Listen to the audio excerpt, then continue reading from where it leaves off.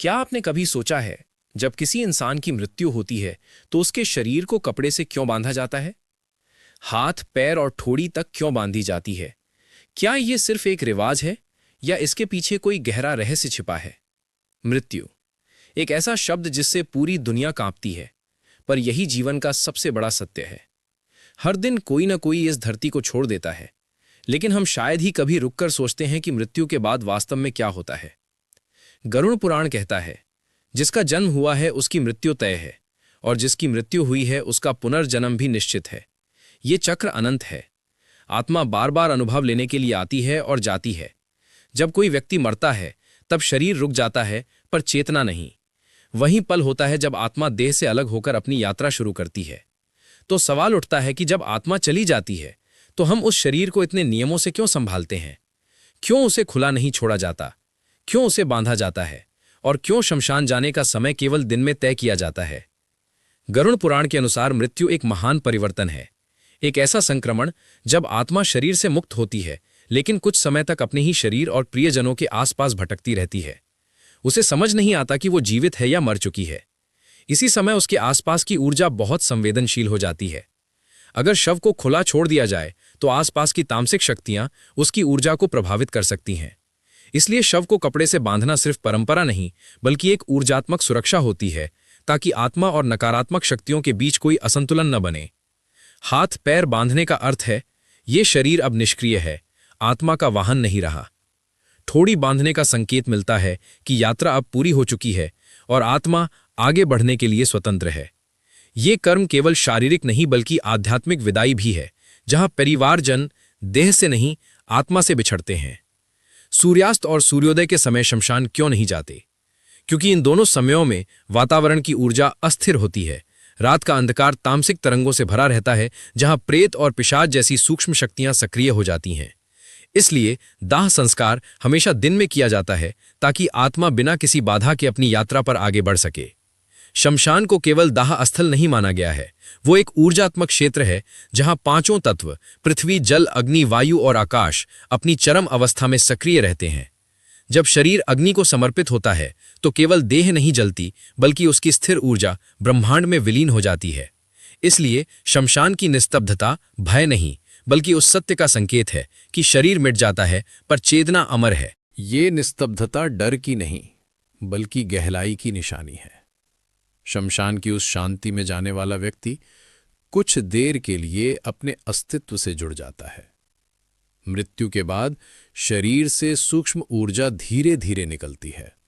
सबसे पहले हृदय के आसपास का कंपन थमता है, फिर नाभि और मस्तिष्क से जुड़ी ऊर्जाएं शांत होकर अलग हो जाती हैं। इसे ही प्राण त्याग कहा गया है। शरीर के भीतर 7 प्रमुख नाड़ियां होती हैं, जिनसे प्राण प्रवाहित होते हैं। जब ये नाड़ियां निष्क्रिय होने लगती हैं, तब शरीर शांत हो जाता है, लेकिन आत्मा तुरंत दूर नहीं जाती। इसी कारण कहा गया है, मृत्यु के बाद 3 घंटे तक शरीर को नहीं छेड़ना चाहिए, क्योंकि उस समय आत्मा अभी भी अपने देह के निकट मंडरा रही होती है। जब परिवारजन शव को कपड़े से बांधते हैं तो ये केवल एक रस्म नहीं होती, बल्कि आत्मा को संकेत देने की प्रक्रिया होती है कि अब उसकी यात्रा आरंभ हो चुकी है। ये बंधन केवल कपड़े का नहीं, बल्कि ऊर्जा और चेतना के स्तर पर एक संदेश होता है। जब ये कर्म श्रद्धा और भाव से किया जाता है तो आत्मा के भीतर शांति का भाव उत्पन्न होता है। उसे ये अनुभव होता है कि उसके प्रियजन उसकी विदाई को सम्मानपूर्वक पूरा कर रहे हैं। इसीलिए परंपरा कहती है, मृत्यु के समय अत्यधिक रोना या चिल्लाना नहीं चाहिए, क्योंकि इससे कंपनों से आत्मा विचलित हो सकती है। उसकी यात्रा को प्रकाशमय बनाए रखने के लिए वातावरण में मौन और मंत्रों की तरंगे बनाए रखना आवश्यक होता है। मंत्रों का कंपन शमशान की ऊर्जा को संतुलित करता है। जब राम नाम सत्य है या ओम नमः शिवाय जैसे मंत्र उच्चारित होते हैं, तो उनका उद्देश्य केवल श्रद्धा नहीं, बल्कि सूक्ष्म चेतना को प्रकाश की दिशा देना होता है। राम शब्द में अग्नि तत्व सक्रिय होता है और शिव शब्द में आकाश तत्व। इन दोनों का संगम ही मुक्ति का मार्ग बनाता है। इसीलिए शमशान में मंत्र और अग्नि दोनों को साथ रखा गया है। शमशान भूमि पर कदम रखते ही मनुष्य अनजाने में मृत्यु की ऊर्जा से जुड़ जाता है। इसीलिए वहां से लौटने के बाद स्नान करना, गंगा जल या तुलसी का स्पर्श लेना आवश्यक माना गया है। ये शुद्धि केवल शरीर की नहीं बल्कि चेतना की भी होती है। मृत्यु के आसपास की ऊर्जा अत्यंत प्रबल होती है। संवेदनशील व्यक्ति उसकी तरंगों को महसूस कर सकता है।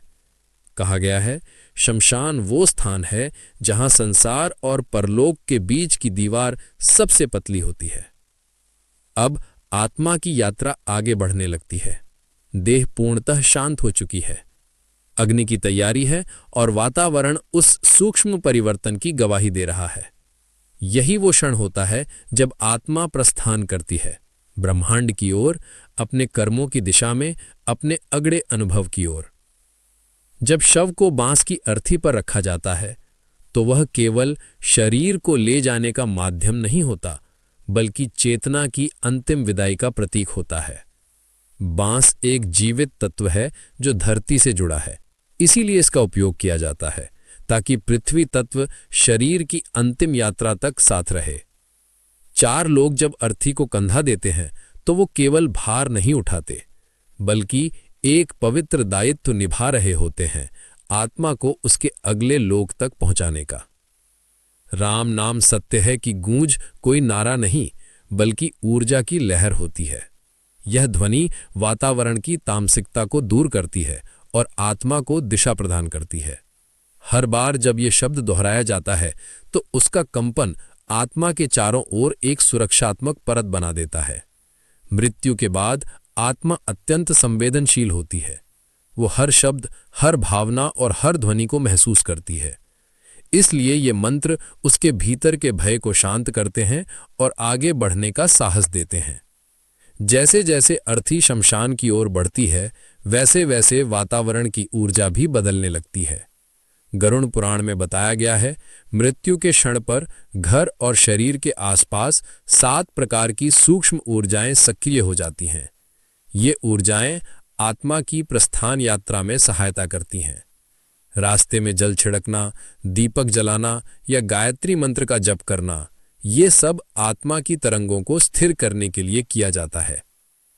शमशान पहुंचते पहुंचते आत्मा यह स्वीकार करने लगती है कि उसका शरीर अब समाप्त हो चुका है। वह अब एक स्वतंत्र ऊर्जा बन गई है। शमशान का वातावरण अद्भुत होता है, जहां धरती और अग्नि दोनों तत्व मिलते हैं।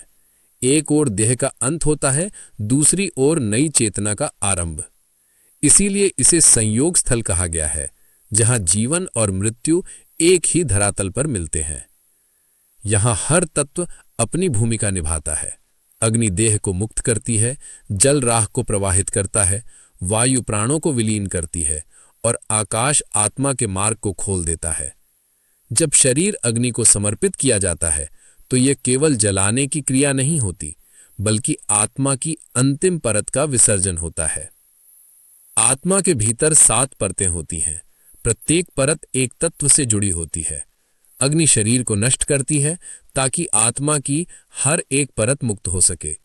जब प्राण मुक्त हो जाते हैं तो उनके भीतर की संस्कारों की ऊर्जा वायु तत्व में समाहित हो जाती है। पवन देव की अनुमति से वे अपने संस्कारों के भार के अनुसार गति प्राप्त करते हैं। इस समय परिवार के सभी सदस्य शव के चारों ओर एक गोलाकार घेरा बनाते हैं। यह घेरा एक शक्तिशाली ऊर्जा वलय बनता है। यह वलय आत्मा के लिए एक सुरक्षा कवच का काम करता है। यह वलय आत्मा को किसी भी नकारात्मक ऊर्जा से बचाता है। आत्मा के भीतर एक प्राकृतिक आकर्षण होता है जो उसे उसके प्रियजनों की ओर खींचता है। यह घेरा उस आकर्षण को संतुलित करता है ताकि आत्मा की यात्रा प्रकाशमय बनी रहे। शमशान में मुखाग्नि के पश्चात जल का घेरा बनाया जाता है। यह जल का घेरा आत्मा को शांतिपूर्वक आगे बढ़ाता है। इसके बाद आत्मा के भार के अनुसार उसकी यात्रा में समय लग सकता है। इसीलिए परंपरा के अनुसार मृत्यु के बाद 13 दिनों तक ऊर्जा को संतुलित रखने के लिए कर्मकांड किए जाते हैं। मंत्रों का जाप, दान और प्रार्थनाएं आत्मा की यात्रा को सही दिशा देती हैं। शमशान से वापस आने के बाद घर की शुद्धि कर्म किए जाते हैं ताकि मृत्यु की ऊर्जा परिवार में ना फैले। गौमूत्र का छिड़काव और धूप जलाना इस शुद्धि क्रम में महत्वपूर्ण माना जाता है। ये कर्म वातावरण के साथ साथ परिवार के सदस्यों के आत्मिक स्तर को भी पवित्र करते हैं। गरुड़ पुराण में उल्लेख मिलता है कि जब अग्नि देह को स्पर्श करती है तब आत्मा के चारों ओर फैला सूक्ष्म शरीर धीरे धीरे हल्का होने लगता है। ये वही क्षण होता है जब उसके भीतर का मोह और आसक्ति कम होने लगती है। जैसे जैसे अग्नि की लपटें ऊपर उठती हैं, वैसे वैसे आत्मा अपने पुराने स्वरूप से मुक्त होती जाती है। इसीलिए इसे दाह संस्कार कहा गया है, क्योंकि ये केवल जलाने की नहीं बल्कि शुद्धिकरण की प्रक्रिया है। उस क्षण को देखने वाला हर व्यक्ति भीतर से कुछ गहराई से महसूस करता है, एक शून्यता, एक मौन, जैसे जीवन की सारी आवाजें एक पल को ठहर गई हों। यही वो पल होता है जब आत्मा का कंपन वातावरण की हवा में विलीन होने लगता है। जो लोग मौन खड़े होते हैं वे उस अदृश्य ऊर्जा को अपने भीतर कहीं महसूस करते हैं, मानो मृत्यु के पार से कोई दृष्टि उन्हें देख रही हो। शायद यही कारण है कि शमशान से लौटने वाला व्यक्ति कुछ समय तक चुप रहता है। वो शब्दों से नहीं, अनुभूति से भरा होता है। गरुड़ पुराण के अनुसार जब शरीर पूरी तरह अग्नि को समर्पित हो जाता है तब आत्मा अपने कर्मों के अनुरूप दिशा ग्रहण करती है। जिसने जीवन में करुणा, सत्य और दया का पालन किया, उसकी आत्मा प्रकाश की ओर बढ़ती है, और जिसने छल, हिंसा या लोभ के साथ जीवन जिया, उसकी चेतना नीचे की ओर खींचने लगती है। ये किसी दंड का परिणाम नहीं बल्कि ऊर्जा का स्वाभाविक नियम है। जैसा कंपन वैसा आकर्षण। जैसे हल्की वस्तु ऊपर उठती है और भारी नीचे गिरती है, वैसे ही शुद्ध आत्मा ऊर्ध्वगामी होती है और भारी कर्मों में बंधी आत्मा रुक जाती है। शमशान की अग्नि केवल शरीर को नहीं जलाती, वो आत्मा और भौतिक संसार के बीच की अंतिम डोर को भी तोड़ देती है। इसीलिए मृत्यु के बाद 13वां दिन विशेष माना गया है। 13 दिनों तक आत्मा अपने पुराने परिवेश के आसपास रहती है, अपने प्रियजनों को देखती है, कभी उनके सपनों में आती है। वो ये जानना चाहती है कि उसके लिए क्या किया जा रहा है, क्या कोई उसे याद कर रहा है, क्या कोई उसके नाम से जल अर्पित कर रहा है। इन सब का प्रभाव उसकी चेतना पर पड़ता है। जब परिवारजन पिंडदान श्रद्धा से करते हैं तो आत्मा को ये संकेत मिलता है कि अब वो स्वतंत्र है, अब उसे आगे बढ़ना चाहिए। ये प्रक्रिया केवल धार्मिक नहीं बल्कि एक सूक्ष्म ऊर्जात्मक विज्ञान है। मृत्यु के बाद आत्मा को दिशा चाहिए और ये संस्कार उसी दिशा को निर्मित करते हैं। इसीलिए कहा गया है, मृत्यु से बड़ा कोई गुरु नहीं। जो शमशान की अग्नि का अर्थ समझ लेता है वो जीवन का मर्म जान लेता है। अब अग्नि शांत हो चुकी है, राख हवा में घुल रही है और आत्मा अपने अगले पड़ाव की ओर अग्रसर है। पर ये यात्रा यहीं समाप्त नहीं होती। ये तो उस अनंत मार्ग का पहला द्वार है जहां आत्मा अपने कर्मों, अनुभवों और सत्य का सामना करती है। गरुड़ पुराण इस मार्ग को सूत्र मार्ग कहता है, एक ऐसा अदृश्य रास्ता जिसे हर आत्मा को पार करना होता है। ये दूरी भौतिक नहीं बल्कि चेतना की गहराई का विस्तार है। अपने कर्मों की गूंज सुनती है। ये किसी दंड की प्रक्रिया नहीं बल्कि आत्मा के लिए स्वयं का सामना करने का अवसर है। हर कर्म, हर विचार, हर भावना उसके समक्ष प्रकट होती है। वो देखती है कि किस शब्द ने किसे पीड़ा दी, किस कार्य से किसी को सहारा मिला, कहाँ उसने किसी की मदद की और कहाँ किसी को आहत किया। ये क्षण आत्मा के लिए दर्पण समान होता है जहाँ कुछ भी छिपाया नहीं जा सकता। गरुड़ पुराण में कहा गया है कि आत्मा अपने कर्मों का अनुभव चित्रगुप्त दर्शन के रूप में करती है। चित्रगुप्त कोई व्यक्ति नहीं बल्कि चेतना का वो सूक्ष्म भाग है जो हर कर्म को ऊर्जा के रूप में दर्ज करता है। ये ऊर्जा आत्मा के भीतर ही संग्रहित रहती है और मृत्यु के बाद दृश्य रूप में प्रकट होती है। जब आत्मा ये सब देखती है तो समझती है कि उसने जो कुछ किया वो किसी और के लिए नहीं बल्कि अपने ही विकास के लिए था। यहीं से उसकी यात्रा का वास्तविक उद्देश्य खुलने लगता है। यमलोक का वर्णन गरुड़ पुराण में अत्यंत सूक्ष्मता से किया गया है। ये कोई भयानक स्थान नहीं, बल्कि एक चेतन क्षेत्र है, जहां आत्मा अपने कर्मों के परिणामों का अनुभव करती है। यहाँ न्याय नहीं, बल्कि संतुलन होता है। जिसने जीवन में असंतुलन फैलाया, उसे वही संतुलन पुनः सीखने का अवसर दिया जाता है। जिसने भय दिया, वो स्वयं वही भय महसूस करता है, ताकि चेतना के नियमों को समझ सके। ये कोई सजा नहीं, बल्कि एक शिक्षा है, आत्मा की परिपक्वता का पाठ। इस अवस्था में आत्मा अपने कर्मों का भार महसूस करती है। लोभ, हिंसा, छल, अहंकार, ये सब उसके चारों ओर गहरे बादलों की तरह घिर आते हैं, और जो आत्मा निर्मल होती है, उसके चारों ओर प्रकाश फैल जाता है। यही प्रकाश उसे ऊपर की ओर खींचता है, और यही अंधकार नीचे रोकता है। जो आत्मा अपने कर्मों को स्वीकार कर लेती है, वो मुक्त होकर आगे बढ़ जाती है। पर जो आत्मा अपने कर्मों को नकारती है, वो उसी भ्रम में फंसी रहती है, बार बार वही अनुभव दोहराती है, जब तक सीख पूरी न हो जाए। यमलोक में आत्मा अकेली नहीं होती है। वहां सूक्ष्म दूत होते हैं, जिन्हें यमदूत कहा गया है। वे दंड देने नहीं, बल्कि आत्मा को दिशा दिखाने आते हैं। गरुड़ पुराण के अनुसार मृत्यु के पश्चात आत्मा को उसके कर्मों के अनुसार विभिन्न मार्गों पर ले जाया जाता है। कोई उच्च लोकों की ओर बढ़ती है, तो कोई मध्य लोक में ठहरती है, और कोई अधोलोकों की ओर खिंच जाती है। पर हर दिशा का उद्देश्य एक ही होता है, सीखना। आत्मा को यह अनुभव कराया जाता है कि उसके हर कर्म ने सृष्टि के संतुलन को कैसे प्रभावित किया। उसे यह समझ आता है कि किसी भी कार्य का परिणाम केवल बाहरी नहीं, बल्कि आंतरिक रूप से भी गहराई में असर डालता है। जिसने दूसरों की सहायता की, उसके भीतर जो शांति और संतोष उत्पन्न हुआ, वही उसका प्रकाश बन जाता है। और जिसने किसी को कष्ट पहुंचाया, उसके भीतर जो पश्चाताप, भय या अपराध बोध संचित हुआ, वही अगले जन्म के बीज के रूप में अंकुरित होता है। यही बीज आगे चलकर उसके भविष्य की परिस्थितियां निर्धारित करते हैं। इसीलिए कहा गया है कि कर्म ही भाग्य को आकार देता है।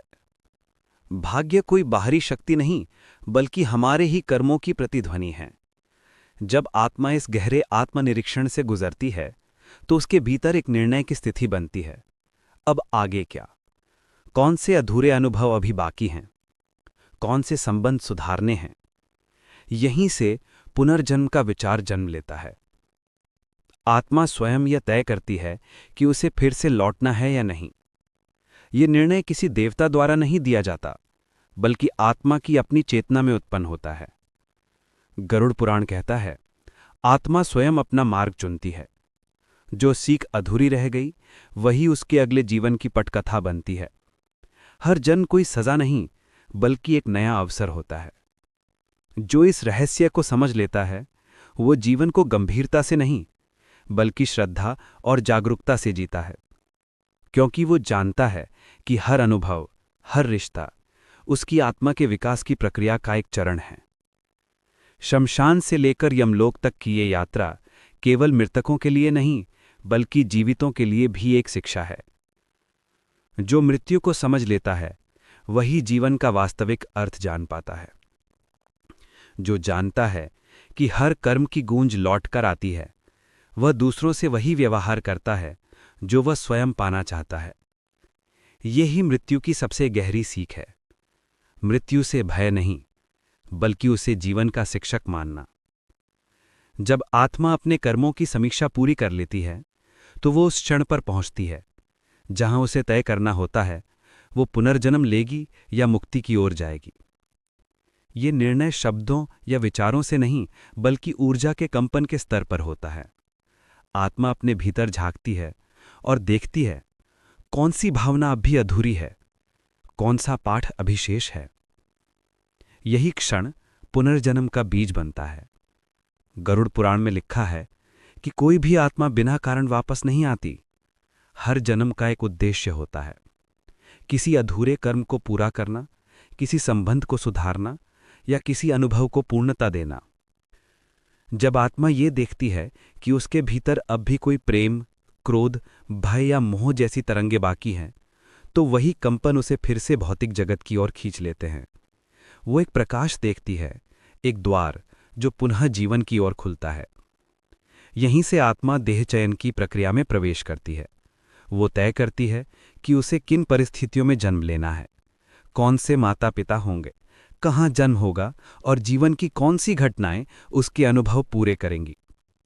ये सुनने में अद्भुत लगता है, पर यही ब्रह्मांड का सूक्ष्म नियम है। हर आत्मा वही जीवन चुनती है जो उसके कर्मों के अनुरूप हो। इसीलिए कहा गया है, भाग्य लिखा नहीं जाता, चुना जाता है। पुनर्जन्म का ये सिद्धांत केवल धार्मिक नहीं, बल्कि ऊर्जात्मक विज्ञान है। आत्मा जब शरीर त्यागती है तो उसके चारों ओर एक सूक्ष्म ऊर्जा क्षेत्र होता है। यही उसका सूक्ष्म शरीर कहलाता है। इसमें उसके सभी संस्कार, स्मृतियां और भावनात्मक छापे सुरक्षित रहती हैं। यही सूक्ष्म ऊर्जा उसे उस गर्भ की ओर आकर्षित करती है जहां की तरंगें उससे मेल खाती हैं। ये मिलन कोई संयोग नहीं, बल्कि ब्रह्मांड की सटीक गणना का परिणाम है। गरुड़ पुराण में कहा गया है कि जब आत्मा नए गर्भ में प्रवेश करती है तो वो अपनी पिछली स्मृतियां भूल जाती है। ये विस्मरण सजा नहीं, बल्कि सुरक्षा है, ताकि आत्मा नए सिरे से अपनी यात्रा जारी रख सके। हालांकि उसके संस्कार, स्वभाव और झुकाव उसी पूर्व स्मृति से निर्मित होते हैं। इसलिए कोई बालक जन्म से ही कुछ विशेष गुणों या भय के साथ आता है। ये उसके पूर्व जन्मों की ऊर्जा के निशान है। कुछ आत्माएं ऐसी भी होती हैं जो ये निर्णय लेती हैं कि अब उन्हें लौटना नहीं है। वो आत्माएं वे होती हैं जिन्होंने प्रेम, करुणा, क्षमा और ज्ञान के माध्यम से चेतना के सभी स्तर पार कर लिए होते हैं। ऐसी आत्माएं मोक्ष लोक की ओर अग्रसर होती हैं, जहां वे पूर्ण शांति में विलीन हो जाती हैं। ये कोई स्थान नहीं, बल्कि वो अवस्था है जहां आत्मा ब्रह्म में लीन हो जाती है। जैसे नदी सागर में मिल जाती है, वहां कोई इच्छा, कोई भय, कोई पहचान नहीं रहती, केवल एक शुद्ध उपस्थिति, एक अनंत साक्षी भाव। पर अधिकतर आत्माएं अभी सीखने के मार्ग पर होती हैं और वही सीख उन्हें फिर से जीवन की ओर लौटाती है। वे लौटती हैं, कभी प्रेम की अधूरी कहानी पूरी करने, कभी अपूर्ण वचनों के कारण, तो कभी उन आत्माओं के पास जिनसे अब भी अदृश्य कर्म बंधन जुड़े होते हैं। यही वजह है कि कुछ रिश्ते गहरे और अनकहे लगते हैं। कभी कभी कोई अनजान चेहरा भी जाना पहचाना प्रतीत होता है। यह अनुभूति केवल भावना नहीं, बल्कि ऊर्जा का संयोग होती है। आत्माएं बार बार एक दूसरे के आसपास जन्म लेती हैं जब तक वे आपसी ऊर्जा का संतुलन नहीं पा लेती। इसीलिए कहा गया है, संबंध रक्त से नहीं, कर्म से बनते हैं। हर रिश्ता ऊर्जा का लेन देन है। कोई हमें सिखाने आता है, कोई पुराना ऋण चुकाने, कोई हमें जगाने और कोई हमें ये दिखाने कि हम वास्तव में कौन हैं। जब ये संतुलन पूर्ण हो जाता है तो वह कर्मिक डोर टूट जाती है। आत्मा फिर उस व्यक्ति या परिस्थिति में लौटने की आवश्यकता महसूस नहीं करती। यही मुक्त कर्म कहलाता है, जहां अनुभव पूरा हो चुका होता है। पुनर्जन्म के विज्ञान में कहा गया है कि आत्मा हर बार मनुष्य के रूप में ही नहीं लौटती। उसके कर्म और चेतना का स्तर तय करता है कि उसका अगला रूप क्या होगा। जिसने हिंसा, घृणा और छल में जीवन बिताया, उसकी आत्मा निम्न लोकों की ओर जाती है। वहां वही कष्ट झेलने पड़ते हैं जो उसने दूसरों को दिए थे। और जिसने करुणा, प्रेम और सत्य का मार्ग चुना, वह उच्च लोगों की ओर अग्रसर होती है, जहां उसे अगले अनुभवों के लिए तैयार किया जाता है। हर जन्म एक सीढ़ी है, कुछ ऊपर ले जाने वाली, कुछ नीचे गिराने वाली, परंतु मंजिल एक ही, शुद्धता, संतुलन और एकता। इसीलिए पुनर्जन्म न सजा है न पुरस्कार, यह सीखने की निरंतर प्रक्रिया है। मृत्यु से जन्म तक की ये यात्रा एक विद्यालय की तरह है, जहां हर जन्म एक नई कक्षा, हर अनुभव एक नया पाठ और हर कर्म एक परीक्षा होता है। जो व्यक्ति इस सत्य को जान लेता है, वो जीवन को शिकायत से नहीं, श्रद्धा से देखता है। उसे समझ आ जाता है कि हर संघर्ष, हर सफलता, हर मिलन और हर वियोग आत्मा के विकास की सीढ़ियां हैं। जब आत्मा ये समझ जाती है तो उसमें गहरी शांति उतरती है। उसे एहसास होता है कि अब कुछ पाने या खोने की आवश्यकता नहीं, क्योंकि सब कुछ उसी के भीतर है। यही समझ उसे मोक्ष की ओर ले जाती है। मृत्यु से जन्म तक का ये रहस्यमय चक्र अंततः उसी चेतना में विलीन हो जाता है जहां से ये प्रारंभ हुआ था। न कोई आरंभ, न कोई अंत, बस अस्तित्व की अनंत धारा। आत्मा तब अपना निर्णय ले चुकी होती है, या तो विश्राम में चली गई होती है या नए अनुभव की ओर अग्रसर होती है। और पीछे केवल एक प्रश्न रह जाता है, हम जो अभी भी जीवित हैं, मृत्यु को क्या समझते हैं, भय के रूप में या गुरु के रूप में? क्योंकि हमारा दृष्टिकोण ही जीवन की गहराई तय करता है। जो मृत्यु से डरता है वो सच में जी नहीं पाता, उसका हर कदम उस भय की छाया में होता है। लेकिन जो मृत्यु को स्वीकार कर लेता है, उसमें जीवन की सच्ची ऊर्जा बहने लगती है। शमशान को सबसे पवित्र स्थान इसलिए कहा गया है क्योंकि वहां जीवन और मृत्यु आमने सामने खड़े होते हैं। वहां पहुंचकर अहंकार गल जाता है, पहचानें झूठी लगने लगती हैं, और पहली बार मनुष्य ये देख पाता है कि जिसे वो पकड़कर बैठा है वो एक दिन मिट जाने वाला है। शमशान की राख केवल शरीर की नहीं होती, वह हमारी नश्वरता का भी आईना है। हर धुआं याद दिलाता है कि जो कुछ हम इकट्ठा कर रहे हैं वो सब हवा में घुल जाने वाला है। गरुड़ पुराण कहता है, शमशान वही स्थान है जहां जीव ब्रह्म को पहचान सकता है, यदि वो भय से मुक्त हो तो। क्योंकि भय के जाने पर ध्यान बाहर से हटकर भीतर चला जाता है, और भीतर केवल शांति है, केवल अस्तित्व। मृत्यु को समझने का अर्थ है उस अनंत चेतना को जान लेना जो शरीर से परे है। शरीर तो केवल वस्त्र है, हर जन्म में नया और हर मृत्यु में उतार दिया जाने वाला। परंतु वस्त्र बदलने वाला मैं, वही आत्मा, न जन्म लेती है न मरती है। जो आत्मा को पहचान लेता है वो मृत्यु से परे हो जाता है। उसे फिर किसी खोने का भय नहीं रहता, क्योंकि वो जानता है जो वास्तव में मैं हूं वो कभी खो नहीं सकता। ये समझ केवल ग्रंथों के अध्ययन से नहीं आती। ये तब जन्म लेती है जब व्यक्ति शमशान की नीरता में उतरता है। जब कोई अपने प्रियजन की चिता के समीप खड़ा होता है तो उसके भीतर कुछ गहराई से बदलता है। जो चीजें पहले तुच्छ लगती थीं, प्रेम, दया, क्षमा, वही सबसे अनमोल प्रतीत होने लगती हैं। और जो वस्तुएं बड़ी लगती थीं, संपत्ति, पद, नाम, वे अचानक अर्थहीन हो जाती हैं। यही मृत्यु की दीक्षा है, जो हमें सिखाती है कि जीवन का सार उसकी लंबाई में नहीं बल्कि उसकी सच्चाई में है। शमशान से लौटने वाला मौन व्यक्ति कुछ खोकर नहीं बल्कि कुछ समझकर लौटता है। उसे एहसास होता है कि जीवन की ये दौड़ व्यर्थ नहीं पर अपूर्ण है, जब तक वह आत्मा के अर्थ को नहीं पहचानता। इसलिए कहा गया है, जो मृत्यु को जान लेता है वही सच में जीवन को समझ पाता है।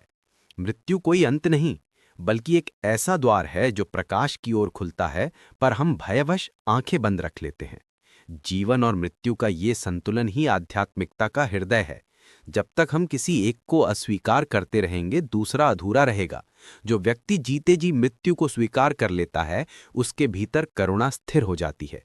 उसे अनुभव होता है कि हर मिलने वाला व्यक्ति क्षणिक है, हर संबंध एक यात्रा है, हर दिन एक अवसर है प्रेम करने, समझने और मुक्त होने का।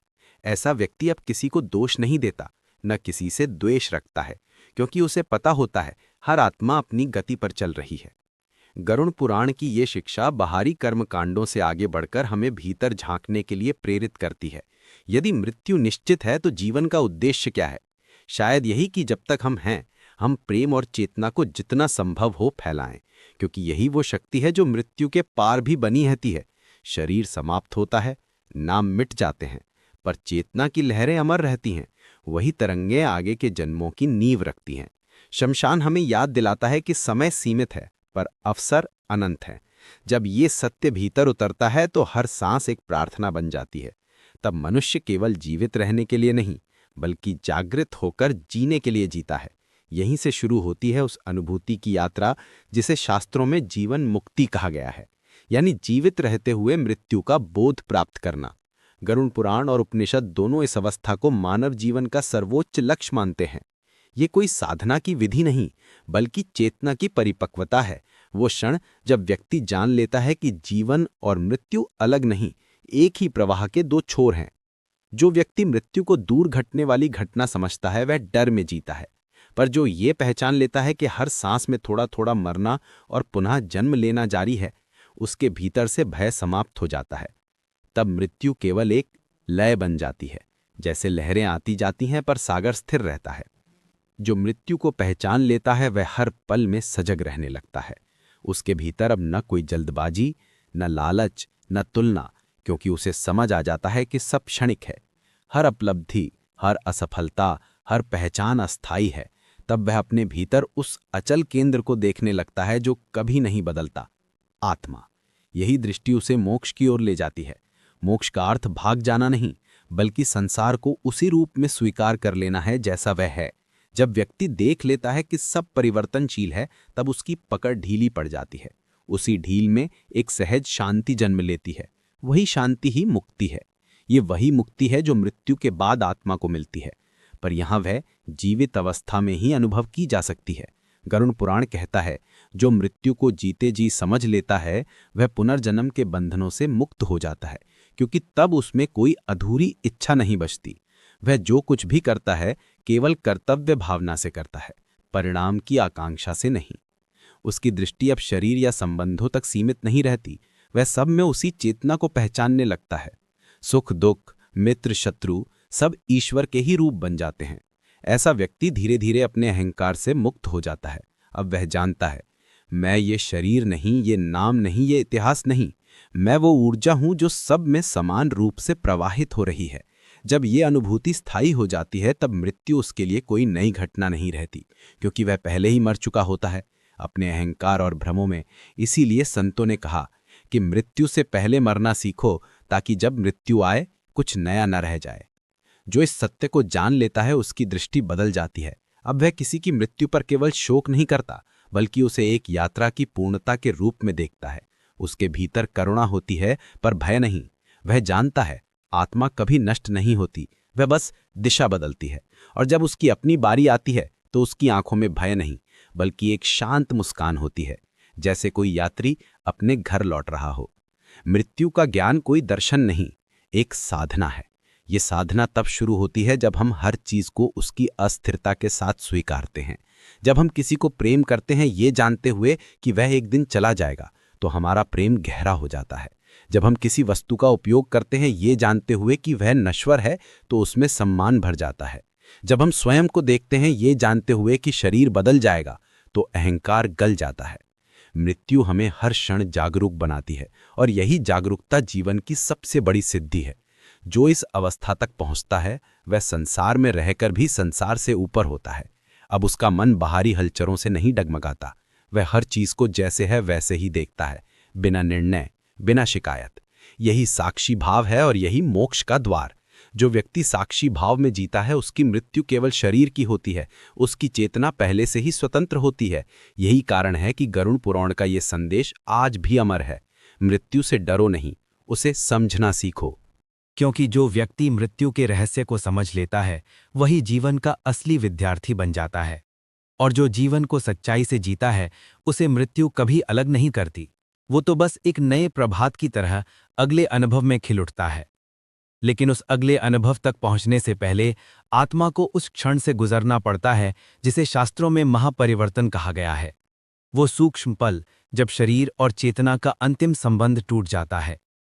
गरुड़ पुराण बताता है कि ये ब्रह्मांड का सबसे सूक्ष्म और पवित्र क्षण होता है, जब जीवन समाप्त नहीं बल्कि रूपांतरित होता है। मृत्यु की प्रक्रिया धीरे धीरे आरंभ होती है। जैसे जैसे अंतिम सांस मंद पड़ती है, शरीर की ऊर्जाएं एक एक करके लौटने लगती हैं। पहले पृथ्वी तत्व का बल घटता है, फिर जल, अग्नि, वायु और अंत में आकाश का। ये सब कुछ ही क्षणों में घटता है, पर चेतना के स्तर पर यह अनुभव अनंत जैसा लगता है। उस पल मन एक दर्पण बन जाता है जिसमें पूरा जीवन प्रतिबिंबित होता है। हर कार्य, हर भावना, हर चेहरा एक एक कर उभरता है और विलीन हो जाता है। आत्मा इस चलचित्र को देखती है और समझती है कि उसने क्या सीखा, क्या अधूरा छोड़ा और क्या पूरा किया। फिर ऊर्जा सिर के शीर्ष ब्रह्मरंध्र की ओर उठती है। जिन लोगों ने साधना या ध्यान किया होता है उनका ब्रह्मरंध्र खुला रहता है। उनकी चेतना उसी मार्ग से निकलकर प्रकाश की ओर बढ़ती है। पर जिनकी ऊर्जा भय, आसक्ति या असंतुलन में उलझी होती है, उनकी चेतना नीचे के द्वारों से बाहर जाती है और वही उनके अनुभव की दिशा तय करती है। इसलिए योग शास्त्रों ने अंतिम क्षण की सजगता को मोक्ष का द्वार कहा है। जब आत्मा देह से बाहर निकलती है तो कुछ पलों तक उसे एहसास ही नहीं होता कि वो अब शरीर में नहीं है। वो अपने ही शरीर के ऊपर तैरती हुई अपने प्रियजनों को देखती है जो उसके लिए रो रहे होते हैं, उसका नाम ले रहे होते हैं। वो पुकारना चाहती है पर कोई सुन नहीं पाता। यही वो क्षण होता है जब आत्मा पहली बार महसूस करती है कि अब वो उस संसार का हिस्सा नहीं रही जिसे वो मीरा कहती थी। इसके साथ ही एक हल्का कंपन उसके सूक्ष्म शरीर में फैलता है और वो प्रकाश की दिशा में बढ़ने लगती है।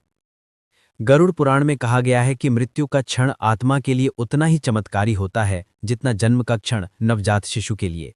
जैसे बच्चा अंधकार से प्रकाश में आता है, वैसे ही आत्मा एक प्रकाश से दूसरे सूक्ष्म प्रकाश में प्रवेश करती है। दोनों अवस्थाएं अनजान हैं, पर दोनों सृजन हैं, एक जन्म का और दूसरा मुक्ति का।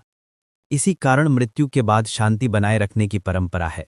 दीपक जलाना, गंगाजल छिड़कना और मंत्रोच्चारण करना, ये सब आत्मा को संतुलन देने के उपाय हैं, क्योंकि उस समय चेतना अत्यंत संवेदनशील होती है। यदि परिवारजन लगातार विलाप करें तो वो कंपन आत्मा को भ्रमित कर देता है। वो ये तय नहीं कर पाती कि उसे आगे बढ़ना है या लौटना। इसलिए कहा गया है, मृत्यु के समय मौन रहना ही सच्ची विदाई है, ताकि आत्मा का मार्ग प्रकाशमय बना रहे। शास्त्रों के अनुसार जिस विचार के साथ आत्मा शरीर त्यागती है वही उसकी अगली गति तय करता है। यदि मन भय से भरा है तो आत्मा भारी होकर नीचे गिरती है। यदि प्रेम, श्रद्धा और समर्पण में है तो वो हल्की होकर ऊपर उठती है। यही कारण है कि अंतिम समय में राम या शिव नाम का स्मरण इतना शक्तिशाली माना जाता है, क्योंकि ये नाम मात्र शब्द नहीं बल्कि कंपन है जो आत्मा को प्रकाश की दिशा में ले जाते हैं। अग्नि संस्कार का रहस्य भी इसी ऊर्जा विज्ञान से जुड़ा है। जब शरीर अग्नि को समर्पित किया जाता है तो अग्नि का कंपन आत्मा के चारों ओर बनी भौतिक तरंगों को भस्म कर देता है, जिससे चेतना को ये संकेत मिलता है कि उसका पृथ्वी लोक का अध्याय पूरा हो चुका है। इसलिए संस्कार के बाद स्नान, गंगा जल का स्पर्श और मौन धारण करने की परंपरा है, ताकि देह, मन और आत्मा तीनों परिवर्तन की पूर्णता को अनुभव कर सकें। ये क्षण जितना सूक्ष्म है उतना ही दिव्य भी, क्योंकि जब आत्मा देह से मुक्त होती है तब पहली बार उसे अपने वास्तविक स्वरूप का अनुभव होता है। उसे एहसास होता है कि वो शरीर नहीं, विचार नहीं थी, वो तो मात्र चेतना थी जो हर दिशा में व्याप्त है, न जन्म में सीमित न मृत्यु में समाप्त। यही मृत्यु बोध कहलाता है और यही बोध आत्मा को अगले लोक की ओर अग्रसर करता है। लेकिन हर आत्मा का मार्ग समान नहीं होता, उसका पथ उसके कर्मों की तरंगों से तय होता है। गरुड़ पुराण कहता है कि देह त्याग के बाद आत्मा को यमदूत नहीं ले जाते, बल्कि उसके अपने कर्मों की तरंगें ही उसे खींच ले जाती हैं। ये खिंचाव इतना सूक्ष्म होता है कि कोई बाहरी बल महसूस नहीं होता, पर आत्मा जानती है कि अब उसका मार्ग निश्चित है। जिन आत्माओं ने जीवन में करुणा, सत्य और धर्म का पालन किया होता है, उनके चारों तरफ एक दिव्य प्रकाश मंडल बनता है जो उन्हें ऊपर स्वर्गलोक की ओर ले जाता है। वहां वे विश्राम करती हैं, अपने कर्मों का फल अनुभव करती हैं और अगली यात्रा की तैयारी करती हैं। पर जिन आत्माओं ने जीवन मोह, हिंसा, छल या अहंकार में बिताया होता है, उनकी चेतना भारी हो जाती है और वही भार उन्हें अधोलोक की ओर खींच ले जाता है। गरुड़ पुराण में कहा गया है कि अधोलोक कोई भौतिक जगह नहीं बल्कि एक चेतन अवस्था है, जहां आत्मा अपने ही भय और पछतावे के जाल में उलझी रहती है। वहां किसी यम या देवता द्वारा सजा नहीं दी जाती, आत्मा स्वयं अपने कर्मों की गूंज में फंसी रहती है। उसी प्रतिध्वनि, उन्हीं यादों और अनुभवों में वह बार बार घूमती रहती है, जब तक यह न समझ ले कि कौन सी ऊर्जा उसे मुक्त कर सकती है। ऊर्ध्वलोक और अधोलोक दोनों ही आत्मा के लिए शिक्षा स्थल हैं। एक में आत्मा संतोष का पाठ सीखती है, दूसरे में समर्पण का। इसीलिए गरुड़ पुराण कहता है कि स्वर्ग और नरक किसी स्थायी स्थान के नाम नहीं हैं, बल्कि अनुभव की अवस्थाएं हैं। आत्मा वहां उतनी ही देर रहती है जितनी देर उसे सीखने और समझने में लगती है। जब चेतना पूरी तरह संतुलित हो जाती है तो ये दोनों ही अवस्थाएं समाप्त हो जाती हैं। फिर आत्मा पुनः अपने मध्यलोक यानी पृथ्वी पर लौटने की तैयारी करती है। इस यात्रा के दौरान आत्मा कई द्वारों से होकर गुजरती है।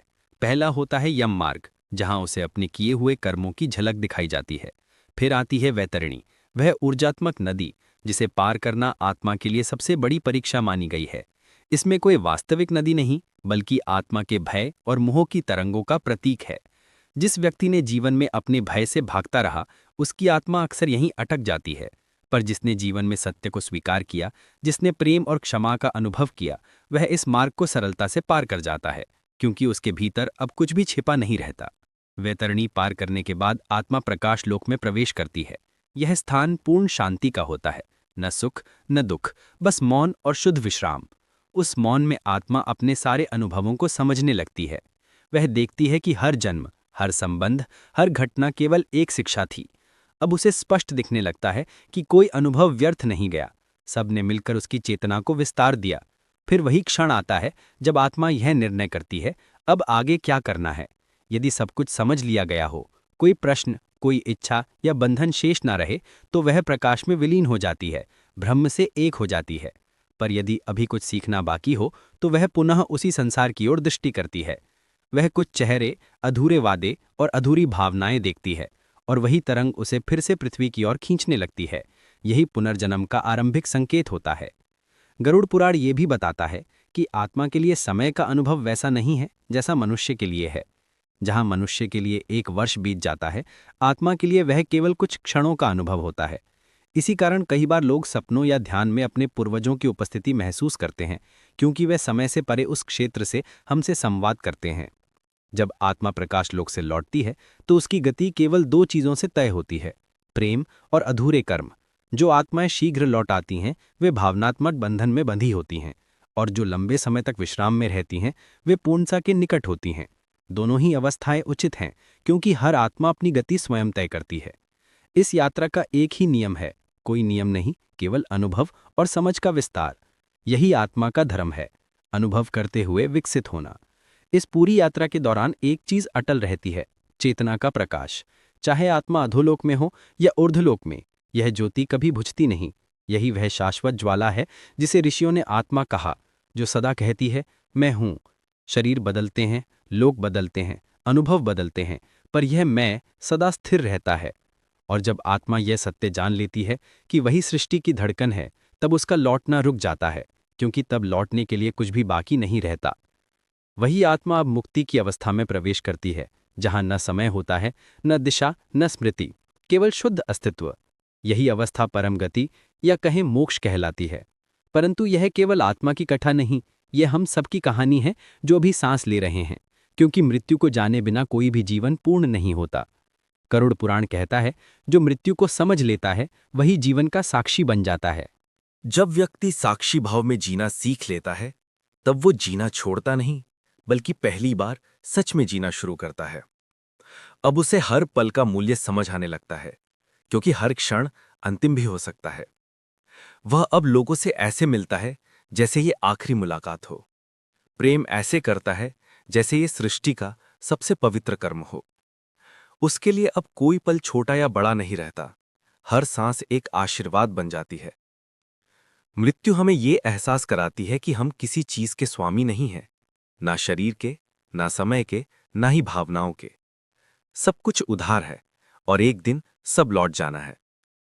ये सच्चाई कठोर नहीं, बल्कि मुक्ति देने वाली है, क्योंकि जब हमें ये ज्ञात होता है कि सब अस्थायी है, तब हम हर चीज को पूरे मन से जीते हैं, भय से नहीं, प्रेम से।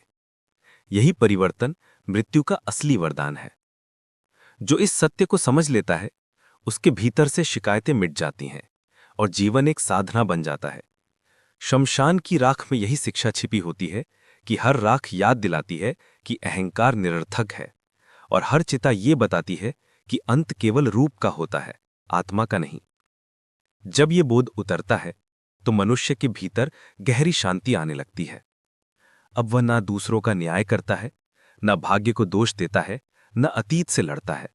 वह बस स्वीकार करना सीख जाता है, जो है वही ठीक है, जो बीत गया वो भी आवश्यक था, और जो आने वाला है वो भी उसी पूर्णता का अंश होगा।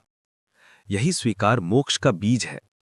जीवन और मृत्यु के इस रहस्य को समझना अस्तित्व की सबसे ऊंची साधना है, क्योंकि जब भय समाप्त हो जाता है, तभी हम वास्तव में जीना प्रारंभ करते हैं। तब हम अपने भीतर उस आत्मा को महसूस करते हैं जो कभी नहीं मरती, जो इस शरीर में भी है, उसी हवा में भी, उसी आकाश में भी। तब मनुष्य के लिए कोई अंत नहीं बचता, केवल रूपांतरण रह जाता है। जो ये देख लेता है, वह अपने भीतर की हर बेचैनी छोड़ देता है। अब उसे जीवन से भागने की नहीं, बल्कि जीवन को अपनाने की इच्छा होती है। वह समझ जाता है कि मृत्यु दुश्मन नहीं, बल्कि गुरु है, जो हर सांस में सिखा रही है कि कैसे जीना है, कैसे प्रेम करना है और कैसे मुक्त होना है। इसलिए जब अगली बार आप किसी चिता की राख को हवा में उड़ते देखें तो ये मत सोचिए कि कोई खत्म हो गया। वो राख गवाही है उस आत्मा की जिसने अपना अध्याय पूर्ण किया और अब किसी नए सवेरे की ओर बढ़ रही है। शायद अगली सुबह वही आत्मा किसी बच्चे की मुस्कान बनकर लौटे, किसी मां की प्रार्थना बनकर या किसी साधक की ध्यान अवस्था बनकर, क्योंकि आत्मा कभी रुकती नहीं, वह बस दिशा बदलती है और मृत्यु उस दिशा की सबसे पवित्र शुरुआत है। मृत्यु को समझना ही जीवन को समझना है।